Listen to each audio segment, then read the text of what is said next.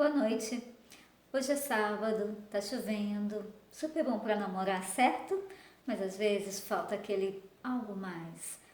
Então, eu queria te apresentar algumas palavrinhas de Rousseau sobre o amor. Os primeiros progressos do coração, fala Rousseau, foram o efeito de uma situação nova, em que reunia numa habitação comum homens e mulheres. O hábito de viver juntos fez nascer os mais doces sentimentos que os homens conhecem: o amor conjugal e o amor paterno. Os dois sexos começaram também, por uma vida mais branda, a perder um pouco de sua ferocidade e de seu vigor. Aqui Rousseau está nos falando dos tempos antigos, do início dos primeiros hominídeos e de como provavelmente os homens se organizaram, a sociedade se organizou, porque o que ele quer nesse livro não é falar de amor, né? Eu só peguei um trechinho, mas é falar da origem da desigualdade dos homens. Então, ele segue dizendo que os homens que antes precisavam ser mais corajosos, mais bravos, mais ferozes, para sobreviver às intempéries e à própria natureza, começaram a perder um pouco esse vigor.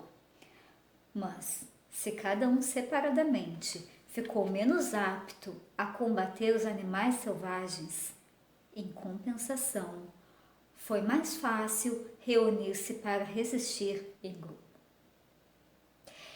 É claro que Rousseau continua falando sobre outras coisas nesse texto, não é o ponto principal dele, mas eu queria pegar esse ponto, que eu acho muito poético e nos serve de reflexão para um sábado à noite como hoje.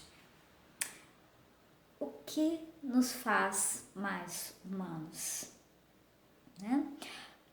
Mais do que resistir em grupo, como diria Rousseau, eu diria existir em grupo e reconhecer-se enquanto ser humano em grupo.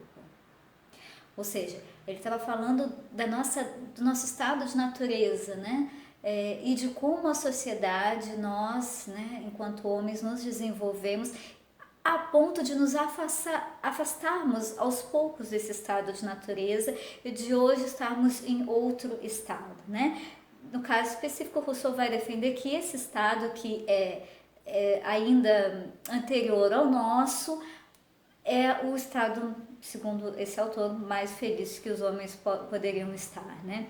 Porque justamente ele faz um justo equilíbrio entre um estado mais selvagem e um estado onde o amor ainda não existia, existia um estado de piedade que ele fala, né, usa esse termo, piedade, que os animais também têm. A gente pode ver que um animal cuida do filhote.